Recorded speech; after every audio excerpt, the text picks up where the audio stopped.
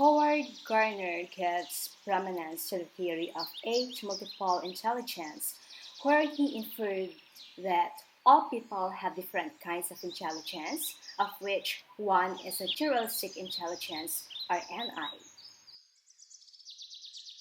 The manifestation of individuals who are high in this type of intelligence tends to be tuneful with nature and are often interested in nurturing, exploring the environment, and everything about nature.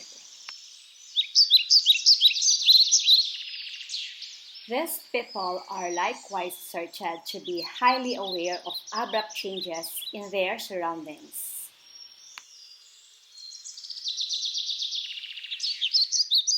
NI is the opposite of AI, but of course, teaching and learning are always interdisciplinary since we possess different kinds of intelligence.